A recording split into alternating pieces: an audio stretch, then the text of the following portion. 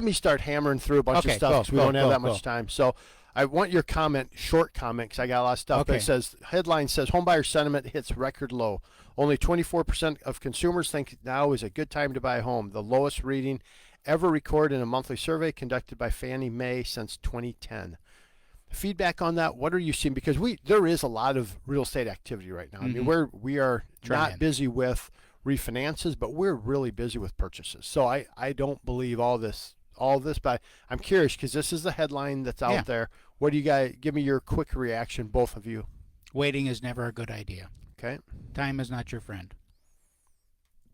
Yeah, no, I would agree with that. I mean, I certainly see hesitancy in the market immediately right now. And I think that hesitancy has been building. I mean, that's the reality. Right. I'm getting a lot more, and this is just from the streets, right? Like after a weekend of showing houses, I'm getting calls on Mondays from agents saying, hey, you showed that house this weekend. You know, we had 35 showings, no offers. How's it going? And on the other hand, there are many situations where it's Friday and I look and I'm trying to show houses and the agent remarks it's like multiple offer deadline was at 5 p.m. So there is there's a line there of being careful on pricing for some because when the house should be $275 and you list it at $330, it's not the same environment that it was a year and a half ago. Right. It's not the same environment. So you have to be more careful.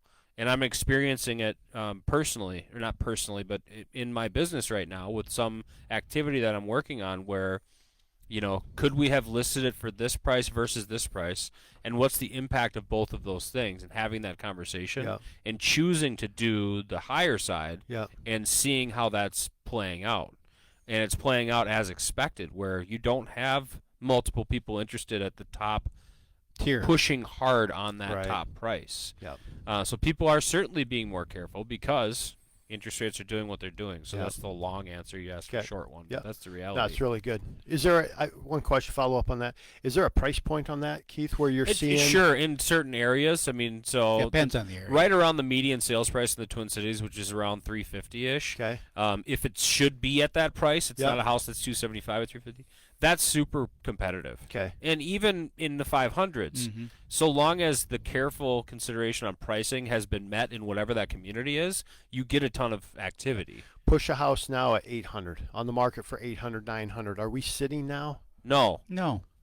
And it depends. All right. So if the house is certainly, an $800, $850, a $900,000 house, $1.3 million. There are limited supply of those homes too. Okay. If it's an 800 home, then don't list it for $950. You know what I mean? Right. Whereas maybe a year and a half ago, we saw that giant jump. And if you keep trying to have a giant jump every year, you're going to shoot yourself in the foot. Yeah. Okay. That's good feedback. I'm going to read a little article here just on the market so people get perspective, and I'd like your reaction to it. It says, my goodness gracious, bonds are hammered like a rusty nail. We can thank the Fed president for once again taking it upon himself to remind the market that the Fed is behind the curve and in trouble with regard to inflation. He intended to spook the markets when he stated that the Fed was going to start rapidly liquidating its balance sheet. That means that the Fed will be dumping bonds in an already frightened and illiquid market.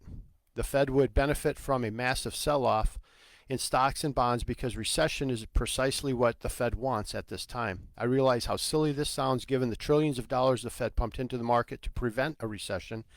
They blew an asset bubble larger than any in history and appears they would like to pop it.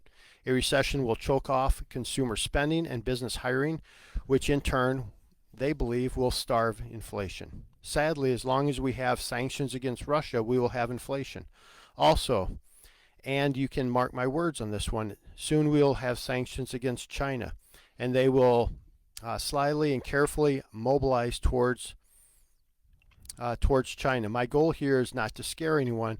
I just don't want you to be caught off guard to what could happen. We could see food shortages due to grain and fertilization shortages, oil shortages, currency crisis. It's rumored that Russia and China are working behind the scenes to create a currency of their own. The first step towards this was when Russia recently backed their ruble with gold. China has been buying up gold for years and will likely do the same thing. This may create a host of other problems: gold, silver, platinum, lithium, and stable cryptocurrencies may prove to be valuable hedges. As I've continued to suggest, stay locked. We don't know where this ends.